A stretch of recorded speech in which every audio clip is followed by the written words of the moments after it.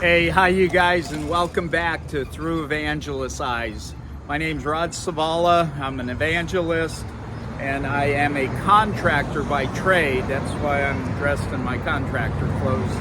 And I go out Monday through Saturday, and I preach in the streets. I preach at college campuses.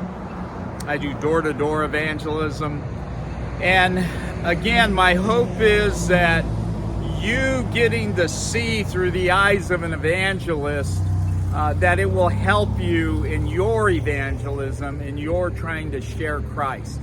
And I would appreciate it if you like the video, to hit the button and to subscribe. It helps get my videos out to other believers.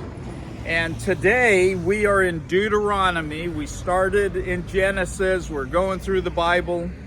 We're in Deuteronomy chapters 13 through 17. And these chapters deal with God judging the people around Israel as Israel's moving into the promised land, and severe judgment, taking other tribes, nations out, taking them out, and also severe judgment on sin within the camp of Israel. And I think sometimes we avoid these chapters, and as I was reading them, I'm thinking to myself, wow, the judgment is so severe.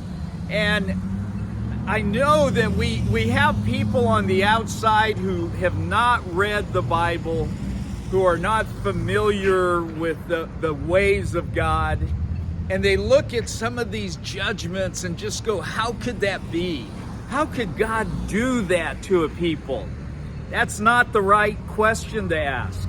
The right question to ask is, how is it that God has let any of us survive? When man sinned, he violated God's creation. And God doesn't owe us anything. Make no doubt about that. He owes you or me nothing. He owes them nothing. Nothing at all. And it has cost him. You talk about severe judgment on sin? Absolutely. But God also pronounced severe judgment on his own son to take our place. My sin, your sin, fell on Jesus. And was it severe?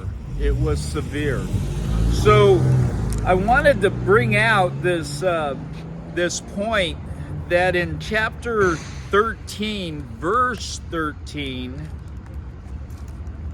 chapter 13, verse 13, it says, worthless men have gone out from among you.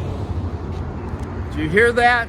Worthless men have gone out from among you, and they have served other gods. And in that, in those chapters 13 through 17, Moses is recounting and announcing the judgment that's supposed to fall on those worthless men, which, by the way, sin has made every one of us worthless. Worthless. When man chose to sin, he totally ruined what God intended man to be. And it cost, again, it was a severe price God was willing to pay to correct man's problem called sin. But these worthless men are to be executed. And the execution, again, if you think it's severe, you need to ask yourself, that could be me. That could be them that are executed. It's called the judgment of God falling on people.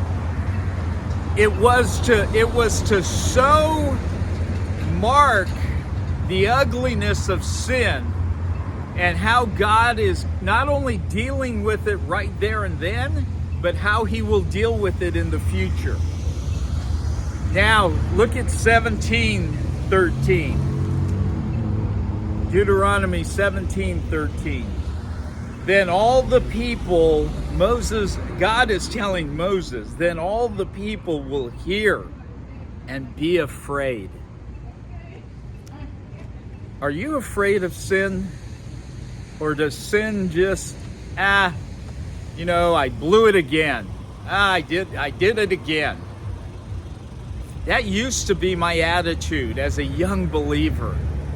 I didn't see how serious God was at sin. And some people out here, they don't take sin very serious. Neither did I. God takes sin very serious. Oh, so serious that our King, in order to cure our problem of sin, our King went to the cross.